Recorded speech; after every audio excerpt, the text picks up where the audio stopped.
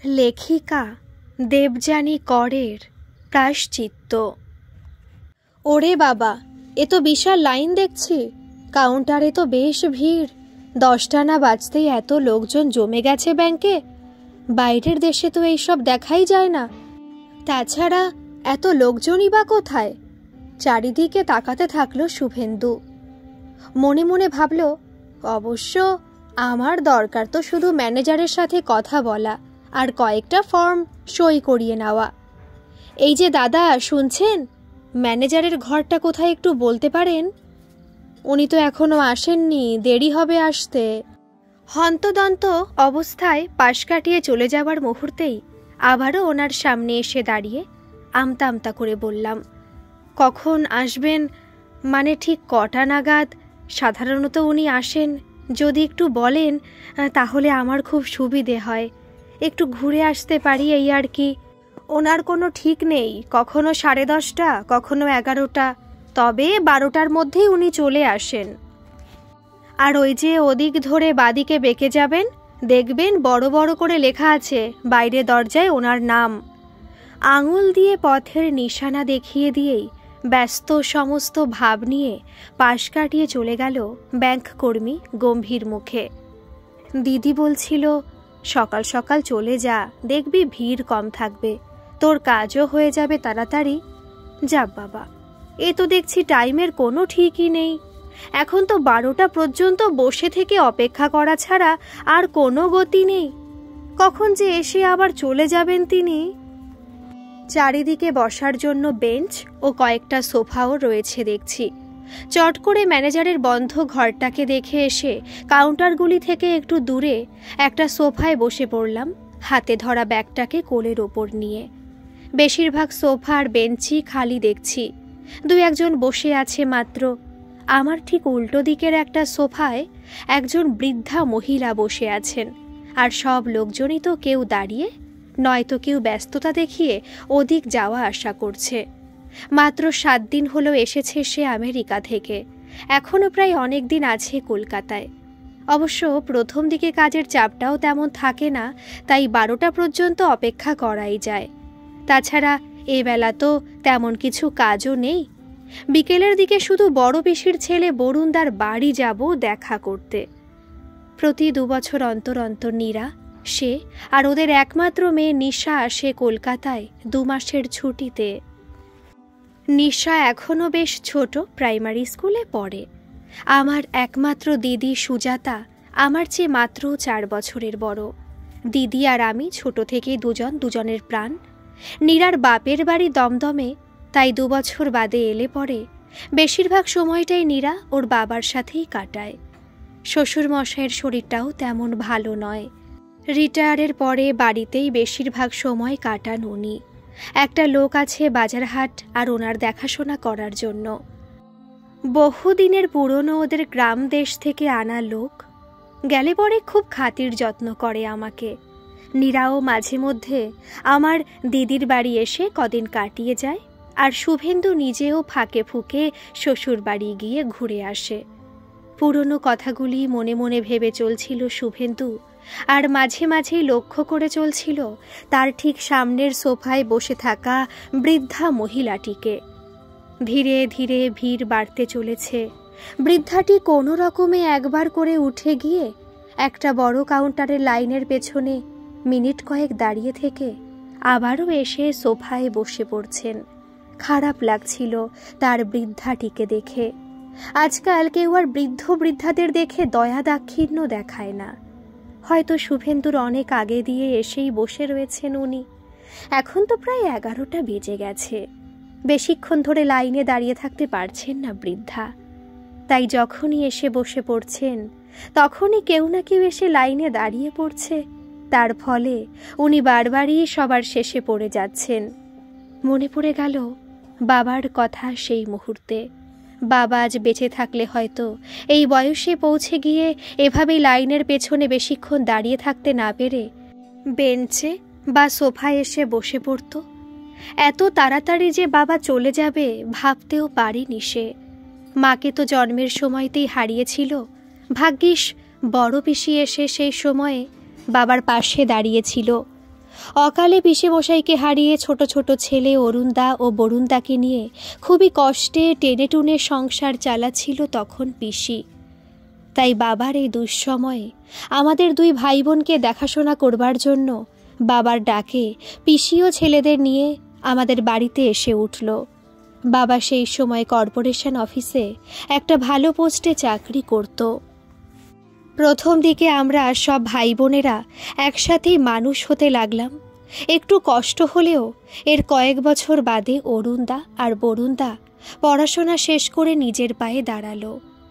এরপর অরুণদা বিয়ে থা করে চাকরির খাতিরে জামশেদপুরে গিয়ে সংসার পাতল, আর বরুণদা পিসেমশাইয়ের কেনা জমিটার ওপরই ওদের ছোটোখাটো বাড়িটাকে ভেঙে নিয়ে বড় দোতলা বাড়ি করল। তারপর বিয়ে থা করে গুছিয়ে সংসার করতে লাগলো। আর এর ঠিক কিছুদিনের মধ্যেই এক কঠিন অসুখে বড় পিসি আমাদের সকলকে ছেড়ে চলে গেল। বাবা আমাদের দুই ভাই বোনকে বুকে আগলে ছোট থেকে ভালোভাবে লেখাপড়া শিখিয়ে বড় করে তুলেছিল। বাবার মনের জোর ছিল সাংঘাতিক। ছোট থেকে বাবা আমাদের 3টি কথা শিখিয়েছিল।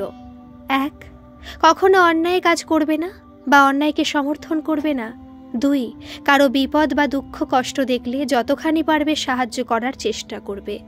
আর 3, কখনোই কোনো ব্যাপারে অহংকার দেখিয়ে নিজেকে বড় হিসেবে জাহির করবে না অন্যের কাছে।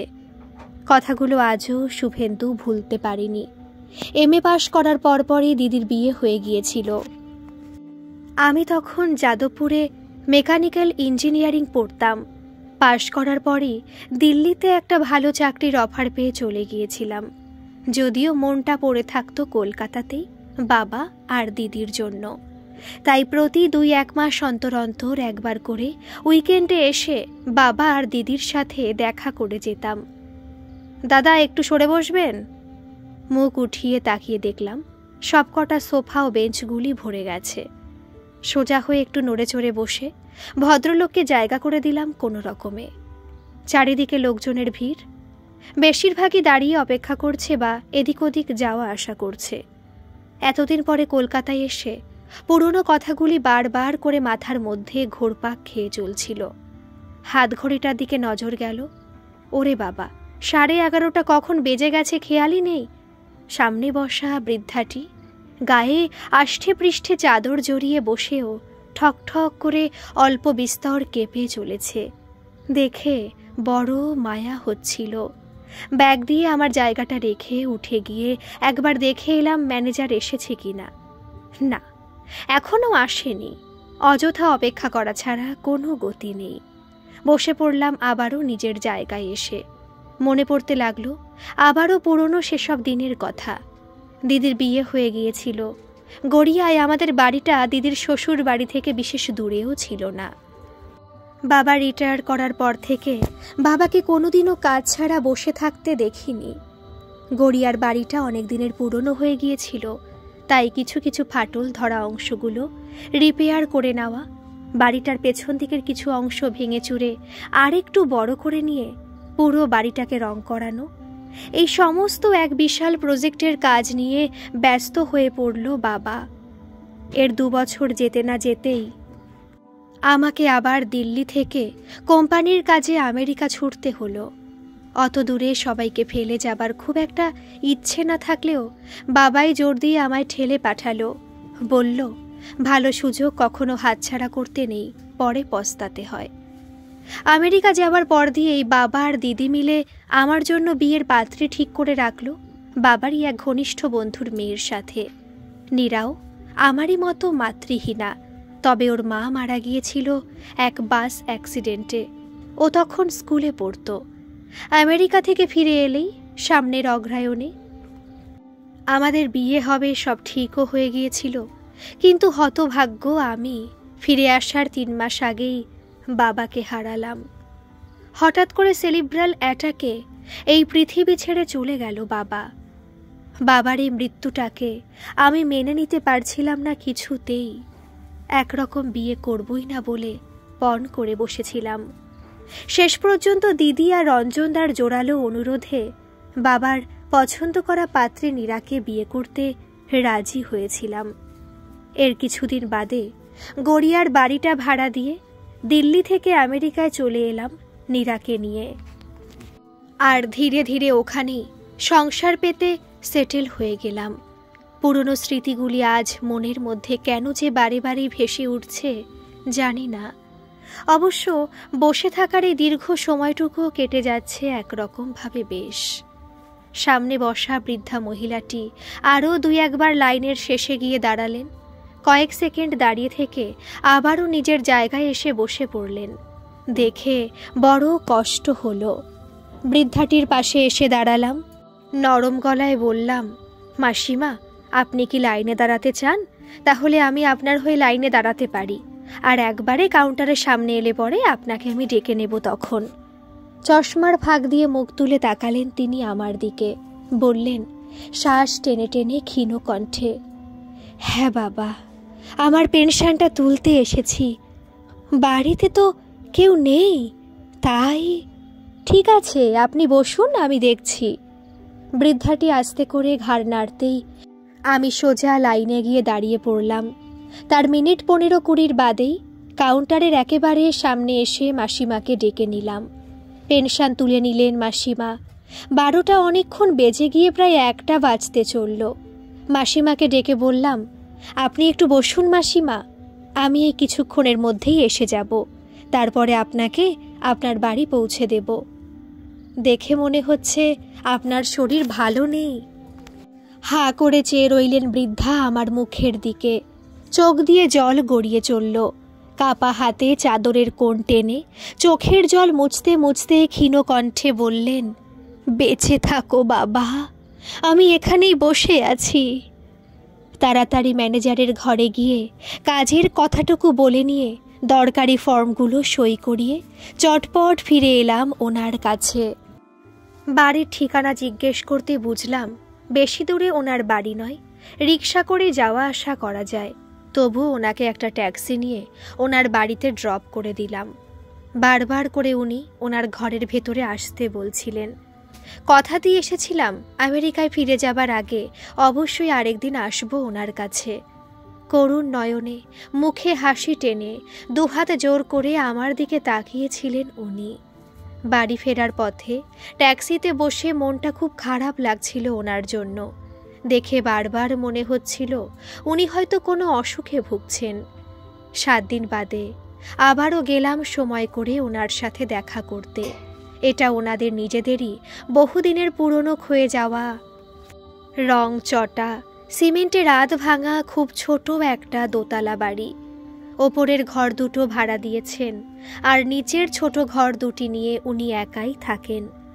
আমি হঠাৎ করে যেতেই উনি চমকে উঠলেন।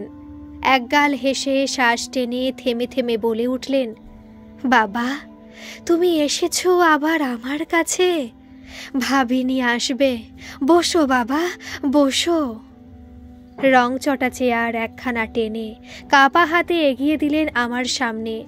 আমি ইতস্তত বোধ করে বলে উঠলাম, আপনি একদম ব্যস্ত হবেন না মাসিমা, আমি শুধু আজ আপনার সাথে গল্প করতেই এসেছি। আপনি বসুন আগে। হঠাৎ করে না জানিয়ে যাওয়াতে মাসিমা একটু অপ্রস্তুত হয়ে পড়লেন। বাবা, তুমি বসো একটু, আমি একটু চা করে আনি তোমার জন্য। আমি কিছু বলে ওঠার আগেই মাসিমা ঘরের এক কোনায় পড়ে থাকা পুরনো রংচটা আলমারিটা খুলে একটা পরিষ্কার চাদর বার করে বিছানায় পাতলেন কোনো রকমে টেনে। তারপরই তড়িঘড়ি করে পাশের ছোট ঘরটায় ঢুকে গেলেন আমার জন্য চা আনতে। চারিদিকে তাকিয়ে দেখতে লাগলাম। অগোছালো অপরিষ্কার হয়ে পড়ে আছে ঘরটি। ধসে যাওয়া দেওয়ালের চারিদিকে সিমেন্ট বেরিয়ে আছে। সিলিংয়ের চারপাশে মাকড়সার জালে ভরা, আর এরই মধ্যে দেওয়ালের এক কোণে ঝুলছে ধুলো ময়লা মাখানো। মাকড়সার জাল দিয়ে প্রলেপ দেওয়া ওনার স্বামীর ছবিখানা। জানালার রংছোটা ছেঁড়া পর্দার ফাঁক দিয়ে এক ফালি রোদ ঢুকে পড়ে ঘরটাকে সামান্য একটু আলো করে তুলেছে। যদিও ঘরে লাইট জ্বালিয়েই রেখেছিলেন মাসিমা। কাপা কাপা হাতে একটা বড় স্টিলের থালার মধ্যে করে পুরনো রংচটা কাপ ডিশে করে চা আর একটা প্লেটে দুটো বিস্কুট এনে আমার সামনে রাখা টেবিলের দিকে আসতেই আমি এগিয়ে গিয়ে থালাটা ধরে টেবিলের ওপর রাখলাম। বললাম, এসবের তো কোনো দরকার ছিল না মাসিমা, আপনি এবারে চুপটি করে বসুন তো এখানে, আপনার সব গল্প শুনবো আজ। মাসিমা হেসে বিছানায় উঠে বসলেন, নরম গলায় বললেন, আমার গল্প শুনবে বাবা? এক অভাগিনীর মায়ের গল্প, শোনো তাহলে। শ্বাস টেনে থেমে থেমে বলে চললেন উনি ওনার জীবন কাহিনী করুণ মুখে, কখনো বা চোখের জল মুছতে মুছতে। আমার একটাই ছেলে বাবা, আমেরিকায় থাকে সে তার বউ ছেলে নিয়ে। হঠাৎই চমকে উঠলাম কথাটা শুনে। মনে মনে ভাবলাম, ছেলে আমেরিকায় থাকে আর তার মায়ের এই হাল? মাসিমা বলে যেতে লাগলেন ধীরে ধীরে ক্ষীণ স্বরে, ছেলের বিয়ের পরপরই আমার স্বামীর হার্টের রোগ ধরা পড়ে বাবা, আর তার বছর খানেকের মধ্যে ছেলেরও বাচ্চা হলো। ছেলে তার অসুস্থ বাবার চিকিৎসার জন্য এক পয়সাও খরচ করতে রাজি হলো না, বরং ছেলে বউ বাবার চিকিৎসার খরচাপাতি নিয়ে প্রচণ্ড অশান্তি করতে থাকে বাড়িতে। তারপর তারা 1 বছরের মাথাতেই ওদের বাচ্চা সহ আমেরিকা চলে যায়। একটু থেমে নিয়ে কাপড়ের আঁচল টেনে চোখের জল মুছতে থাকেন তিনি। বলে ওঠেন, ছেলে রোজগারপাতি এখানেও ভালোই করতো বাবা, অনেক কষ্ট করে ছেলেকে আমরা মানুষ করেছিলাম, ভালো স্কুলে কলেজে পড়িয়ে। নিজেরা অতি কষ্ট করে চললেও ছেলেকে কোনো দিনও সেই অভাবটুকু বুঝতে দিনি। আর সেই ছেলে মরণাপন্ন বাবাকে এই অবস্থায় ফেলে রেখে দিয়ে বিদেশ চলে গেল। একবারও আমাদের কথা ভেবেও দেখল না। কেঁদে কেঁদে বলতে লাগলেন তিনি, ছেলে চলে যাওয়ার 1 বছরের মধ্যেই আমার স্বামীও চলে গেলেন আমাকে ছেড়ে। জমানো টাকা পয়সা যেটুকু পড়েছিল সবই ওনার চিকিৎসা বাবদ খরচ হয়ে গিয়েছিল। স্বামীর মৃত্যুর পর যেটুকু সামান্য পেনশন পাই, আর ওপরের ঘর দুটো ভাড়া দিয়ে কোনো রকমে টেনে টুনে নিজের এই সংসার আর ওষুধপত্রের খরচটুকু চলে বাবা।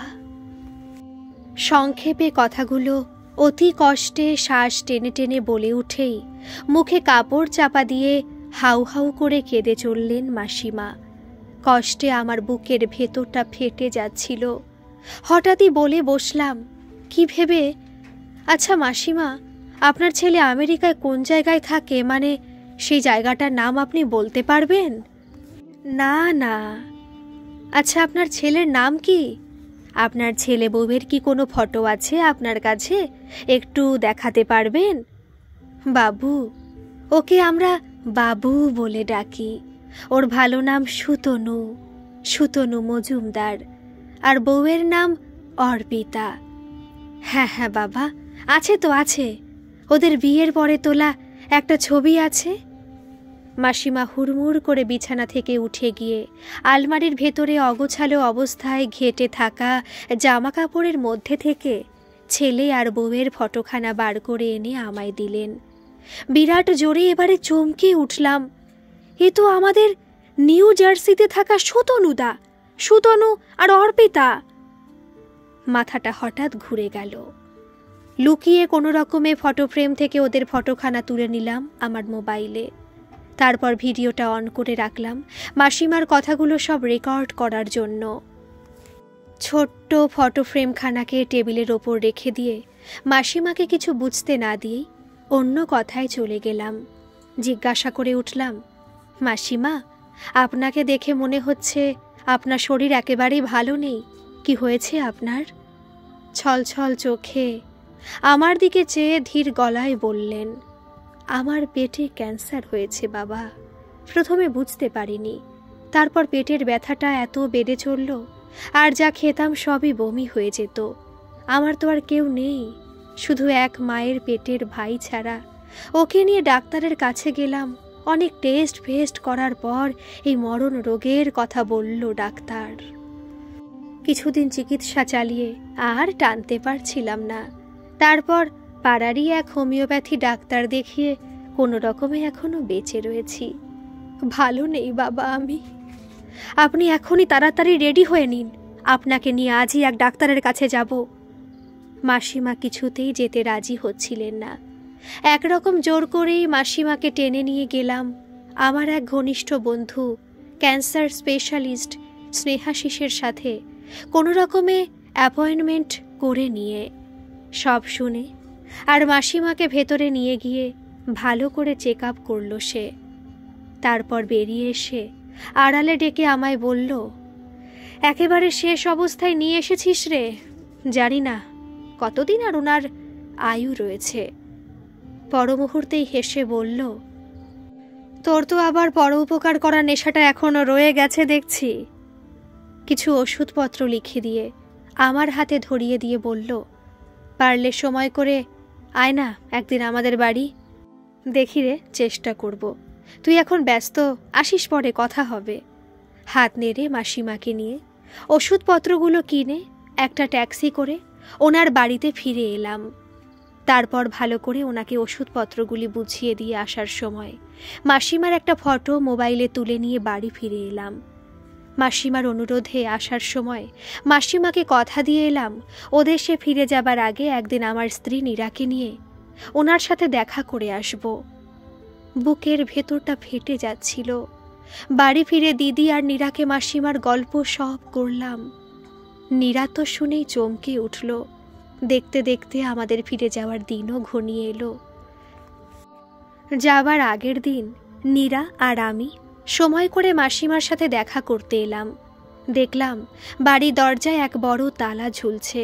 খোঁজ করতেই ওপর থেকে ভাড়াটিয়া নেবে এলো। বলল, গত শনিবার দিন উনি মারা গিয়েছেন। ওনার ভাই কোথায় থাকেন জানি না, তাই খবর টবরও দিতে পারিনি। ওনার আর কেউ ছিল না বলে আমরাই দাহ করেছি। শোনা মাত্র মনের ভেতরটা তোলপাড় হতে লাগলো। এত তাড়াতাড়ি উনি চলে যাবেন ভাবতেও পারিনি। চোখের জল মুছতে মুছতে ফিরে এলাম সেখান থেকে। পরদিন নিউ জার্সির উদ্দেশ্যে রওনা হয়ে গেলাম। প্লেনে যেতে যেতে নীরা বলছিল অবাক চোখে আমার দিকে চেয়ে, এই সুতনুদাই বলছিল না আলাপ হওয়ার পর দিয়ে ওদের বিয়ের পর কিছুদিনের মধ্যেই কি এক বিশাল ট্রেন দুর্ঘটনায় ওনার বাবা মা দুজনেই প্রাণ হারিয়েছিলেন। আর অর্পিতা বলেছিল ছোটবেলায় ও যখন স্কুলে পড়তো তখনই ওর বাবা মার মধ্যে ডিভোর্স হয়ে গিয়েছিল। তখন থেকে ও কাকা কাকিমার কাছেই মানুষ হয়েছে। আর এখন কাকা কাকিমাও বেঁচে নেই, তাই ও আর দেশে যাওয়ার টানটা তেমন অনুভব করে না। এতটা সাংঘাতিক অভিনয় করে যেতে পারল কি করে ওরা দিনের পর দিন? অথচ কারো শোক দুঃখের অনুষ্ঠানে এসে সুতনুদা বড় বড় কত লেকচার দিয়ে বয়স্কদের প্রতি সহানুভূতি দেখায়, অভিনয় করে চোখের জল মোছে।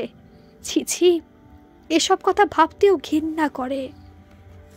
মানুষের মানসিকতা যে এত দূরে নামতে পারে ভাবা যায় অর্পিতা। আর জানি না এটাই কি ওদের আসল রূপ।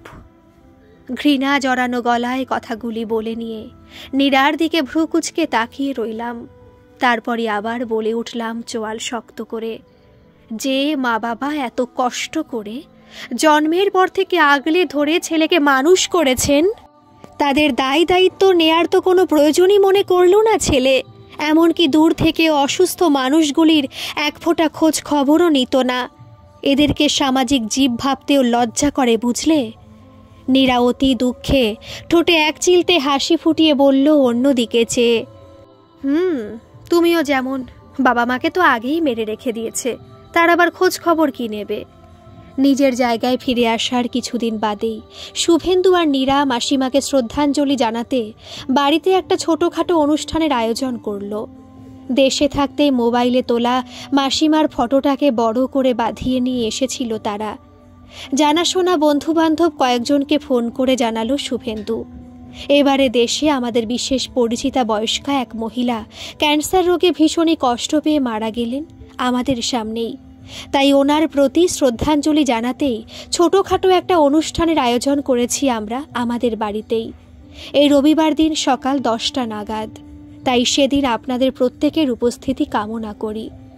রোববার দিন সকালে শুভেন্দুদের বাড়ি লাউঞ্জে একপাশে একটা টেবিলের ওপর সাদা রঙের টেবিল ক্লথ পেতে রজনীগন্ধার মালা পরিয়ে মাসিমার ফটোখানাকে রাখা হয়েছিল। এক এক করে সময় মতো লোকজন আসতে শুরু করলো। ভক্তিগীতি, রবীন্দ্রসঙ্গীত, আবার কেউ কেউ আবৃত্তিও পাঠ করলো ওনার উদ্দেশ্যে। একসময় সুতনু আর অর্পিতাও এসে উপস্থিত হলো। ঘরে ঢুকেই মালা দিয়ে সাজানো মাসিমার জ্বলন্ত ফটোখানা দেখে দুজনেই একসাথে ভীষণ জোরে চমকে উঠল। অবাক চোখে এক দৃষ্টে চেয়ে রইল ফটোখানার দিকে। একটু বাদে নিরামিষ খাবার সব সার্ভ করা হলো। খাওয়া দাওয়ার পর অনুষ্ঠানের শেষে সকলের সামনে উঠে দাঁড়িয়ে শুভেন্দু এক গম্ভীর গলা নিয়ে বলল, যার উদ্দেশ্যে এই শ্রদ্ধাঞ্জলি জানিয়ে আমরা আজ এই অনুষ্ঠানের আয়োজন করেছি, উনি আমার পরিচিতা এক বৃদ্ধা মাসিমা, আমার মায়েরই মতন। ছোটবেলাতে জন্মের সাথে সাথেই আমার মাকে আমি হারাই, তাই মায়ের অভাবে এই মাসিমাকে আমি মা বলে ডেকেছি। ওনার সাথে আমার পরিচয় হয় যাদবপুরের এক ব্যাংকে। বৃদ্ধা মহিলাটি পেনশন তুলতে গিয়েছিলেন। সেখানে ওনাকে অসুস্থ অবস্থায় দেখে ওনাকে ওনার বাড়ি পৌঁছে দিই, কারণ ওনার কেউ ছিল না। পরে একদিন ওনার যাদবপুরের বাড়িতে ওনার সাথে দেখা করতে গিয়েছিলাম, আর তখনই ওনার মুখ থেকে এক নির্মম সত্য ঘটনা জানতে পেরেছিলাম। শুভেন্দু সেদিন মাসিমার কাছ থেকে সুতনু আর অর্পিতার ফটো দেখার পরপরই মাসিমারও তার মধ্যে কি কি কথাবার্তা হয়েছিল সবই লুকিয়ে রেকর্ড করে নিয়ে এসেছিল তার মোবাইলে মাসিমার ফটো সহ। সকলের সামনে ভিডিও চালিয়ে সবকিছু শোনানোর পর শুভেন্দু বিফলে উঠল। বৃদ্ধা মাসিমাকে এই অবস্থায় দেখে ও সব শুনে আমি আমার এক ডাক্তার বন্ধু ক্যান্সার স্পেশালিস্টের কাছে মাসিমাকে নিয়ে ছুটে যাই, কিন্তু অনেকটাই দেরি হয়ে গিয়েছিল তখন। আমরা ফিরে আসার আগের দিন মাসিমার অনুরোধে ওনার সাথে দেখা করতে গিয়েছিলাম। গিয়ে শুনলাম গত 7 দিন আগেই উনি এই পৃথিবী ছেড়ে চলে গেছেন।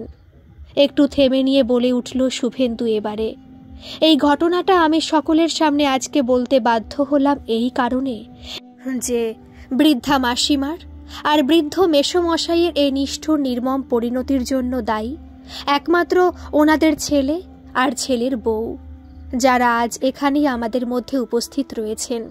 এই দেখুন, বিয়ের পরপরই ওদের তোলা এই ফটোটা আমি মাসিমার কাছ থেকে পাই। উনি সযত্নে ছেলে বউয়ের ফটোখানা আলমারিতে তুলে রেখেছিলেন, যাদের নাম সুতনু মজুমদার ও তার স্ত্রী অর্পিতা মজুমদার। বিরাট জোরে চমকে উঠল বাড়ি শুদ্ধ লোকজন সকলে। ঘৃণা ভরা চোখ নিয়ে দেখতে লাগলো ওদের দুজনকে। কেউ কেউ আবার মন্তব্য করে উঠল, এমন সন্তানের থেকে না থাকাই ভালো, এরা সন্তানের নামে কলঙ্ক। হাউ হাউ করে কেঁদে উঠল সুতনু আর অর্পিতা দুহাতে মুখ ঢেকে। অন্যরাও এক এক করে মাসিমার ফটোটাকে প্রণাম করে যে যার বাড়ি ফিরে গেল। সুতনু আর অর্পিতা, বিশেষ করে সুতনু পাগলের মতো কেঁদে চলল ওর মায়ের ফটো ফ্রেমটাকে দুহাতে বুকে জড়িয়ে ধরে। অনেকক্ষণ কান্নাকাটি করার পর একটু শান্ত হলো সুতনু। চোখের জল মুছে নিয়ে ফটোটাকে বুকে জড়ানো অবস্থায় শুভেন্দুর সামনে এসে দাঁড়ালো সে। জোর হাত করে বলল, মায়ের এই ফটোটাকে আমার বাড়িতে নিয়ে যেতে দিবি রে শুভেন্দু? বেঁচে থাকাকালীন তো প্রচুর অযত্ন অশ্রদ্ধা করেছিলাম, তাই এই ফটোটাকে ঠাকুরের আসনে বসিয়ে দুবেলা একটু পুজো করতে চাই রে। কথাটা শুনে আরও ক্ষেপে উঠল শুভেন্দু। রাগে গলা চড়িয়ে আঙুল নেড়ে বলে উঠল, বেঁচে থাকাকালীন যেই অসুস্থ বয়স্ক বাবা মাকে চূড়ান্ত অবহেলায় আর অশ্রদ্ধায় ফেলে রেখে বিদেশে চলে এসেছিলে তোমরা বোঝা মনে করে, দায়িত্ব কর্তব্য সব এড়িয়ে চলেছিলে, সেই মায়ের ফটো বাড়িতে রেখে লোক হাসানোর অভিনয়টার এখন নাইবা করলে সুতনুদা? এরপর একটু থেমে নিয়ে সুতনুর একেবারে মুখের সামনে এসে দাঁড়িয়ে চোয়াল শক্ত করে ধিক্কার জানিয়ে বলে উঠল শুভেন্দু হাত নেড়ে, তুমি তো তোমার মাকে মা বলে ডাকার অধিকারটুকু আজ হারিয়েছ সুতনুদা। তোমাদেরকে মানুষ বলে মনে করতেও আজ আমাদের ঘেন্না হচ্ছে। সুতনু কাঁদতে কাঁদতে বলল, ওরম করে বলিস না রে শুভেন্দু, এই পাপের প্রায়শ্চিত্ত আমরা তাহলে কিভাবে করব বল, বলে দে না রে একবার। অর্পিতাও ফোপাতে লাগলো। নীরা এবারে ভ্রু কুচকে কটমট করে তাকালো অর্পিতার দিকে, ঝাঁঝালো গলায় বলে উঠল, কেন বেঁচে থাকাকালীন নিজেদের বাবা মাকে মৃত বলে বেড়াতে তোমাদের একটুও বিবেকে বাঁধল না না গো? এত পাষাণও কেউ হয়? সত্যি তোমরা কি রক্ত মাংসে গড়া মানুষ না অন্য কিছু? একটু পরেই সুতনুদার দিকে চেয়ে গম্ভীর গলায় বলল শুভেন্দু, তোমাদের তো একটাই ছেলে বড় হয়ে উঠেছে, তোমাদের পাপের প্রায়শ্চিত্ত তোমাদের ওই একমাত্র ছেলে শরণ্যই করিয়ে নেবে তোমাদেরকে দিয়ে। মিলিয়ে নিও আমার কথাটা একদিন। সাংঘাতিক এক কষ্ট, আর অন্যদিকে অপমান আর আঘাতে মাথা নিচু করে কান্নায় ভেঙে পড়ল আবারও সুতনু আর অর্পিতা। সুতনুর পিঠে হাত বোলাতে লাগলো অর্পিতা চোখের জল মুছতে মুছতে। তারপর একসময় চোখের জল মুছে মায়ের ফটোটাকে প্রণাম করে নিয়ে ধীরে ধীরে নিঃশব্দে বাড়ি ফিরে গেল ওরা। দীর্ঘ 7 বছর পর। দেখতে দেখতে আরও 7টা বছর কেটে গেল মাঝখান দিয়ে। সুতনু আর অর্পিতার একমাত্র ছেলে শারণ্য বড় হয়ে অস্ট্রেলিয়ার এক বড় আইটি কোম্পানিতে চাকরি করতে লাগলো। পর্যাপ্ত টাকা পয়সা, বিশাল গাড়ি বাড়ি নিয়ে সুতনু আর অর্পিতা আজ খুব সুখী। তার ওপর ছেলে ভালো চাকরি করছে। সব মিলিয়ে গর্বে অহংকারে ফুলে ফেপে উঠতে লাগলো তারা। এর মাঝেই বেশ কিছুদিন ধরে মাথা যন্ত্রণায় কষ্ট পাচ্ছিল অর্পিতা। ডাক্তারের কাছে চেক আপ করতে যেতেই হঠাৎই তার ব্রেন ক্যান্সার ধরা পড়ল। ট্রিটমেন্ট চলতে থাকলো। ছেলেকে ফোন করে কান্নাকাটি করতে লাগলো সে। 2-1বার কাজের ব্যস্ততা দেখিয়ে শারণ্য ফোন কেটে দিয়েছিল। এর কয়েক মাসের মধ্যেই এক বিশাল কার অ্যাক্সিডেন্টে সুতনুর 2টো পায়েরই হাড় ভেঙে গুঁড়ো গুঁড়ো হয়ে গিয়েছিল। বেশ কিছুদিন হসপিটালে থাকার পর ডাক্তারের চিকিৎসা মতো তাকে বাড়িতেই বিছানায় শুয়ে আর হুইল চেয়ারে ভর করেই কাটাতে হয়েছিল। ছেলেকে খবর দেওয়া হয়েছিল সুতনুর অ্যাক্সিডেন্টের পরপরই। শারণ্য জানিয়েছিল সে এখন কাজের চাপে ভীষণই ব্যস্ত। তাছাড়া ডক্টরের কথা মতন ওদের ট্রিটমেন্ট তো ওদেরকেই করতে হবে। এখানে তো সকলেই ইনডিপেন্ডেন্টলি নিজেদের দেখাশোনা নিজেরাই করে, আর ডক্টরের কথা মতো চললে সব ঠিক হয়ে যাবে, ডোন্ট ওয়ারি। ব্যস্ততা দেখিয়ে ফোনের লাইনটা সেদিনও কেটে দিয়েছিল শারণ্য। এরপরেও ক্যান্সার ট্রিটমেন্ট চলাকালীন অর্পিতা ঘন ঘন কান্নাকাটি করে ছেলেকে অন্তত একবার আসার জন্য অনুরোধ করতেই শারণ্য রুট ওয়েতে বলে উঠছিল, আমি এখানে একটা রেসপন্সিবল পজিশনে কাজ করি মাম। এভাবে তোমরা যদি ফোন করে আমাকে ডিস্টার্ব করতে থাকো তাহলে I can't receive the call. Anyway, if I get free time try to go, okay? ফোনটা কেটে দিয়েছিল শারণ্য সাথে সাথেই। এরপর আবারও একদিন অর্পিতা ছেলেকে কেঁদে কেঁদে ফোন করতেই শারণ্য বিরক্তি প্রকাশ করে বলে উঠেছিল, why so crying and nagging mom? You both are old guy, why so expecting to live in a healthy life? এর থেকে ভালো হয় এত সাফার করা থেকে মরে যাওয়া অনেক ভালো। I am really busy mum, please একটু বোঝার চেষ্টা করো, এবং আমার এখন অত টাইম নেই তোমাদের সাথে দেখা করার, বুঝতে পেরেছ? কথাগুলো বলে নিয়েই ফোনের লাইনটা কেটে দিয়েছিল শারণ্য। আর তারপর তার নিজের ফোন নাম্বারটাও বদলে দিয়েছিল সে, যাতে বাড়ির কেউ আর তাকে বিরক্ত করতে না পারে। বছর খানেকের মধ্যে অর্পিতা চলে গেল এই পৃথিবী ছেড়ে। আর সুতনু মজুমদার বিশাল বাড়ি গাড়ি হাঁকানো জনকল্যাণ সমিতির সভাপতি ট্রিটমেন্টের খাতিরে তার সমস্ত সম্পত্তি আর অগাধ অর্থ সর্বস্ব হারিয়ে এক ওল্ড হোমের বিছানায় পড়ে রইল দিনের পর দিন। বুকের ভেতরে হৃদস্পন্দনটা তখনও বয়ে চলছিল। চোখ বোজা অবস্থাতেই ভেবে চলছিল সে, এ পাপের প্রায়শ্চিত্ত কবে শেষ হবে। আজকের এই গল্পটি বন্ধুরা কেমন লাগলো আপনাদের কমেন্ট করে কিন্তু অবশ্যই জানাবেন। আর ভালো লাগলে প্লিজ একটা সাবস্ক্রাইব করে আমার পাশে থাকবেন। ধন্যবাদ।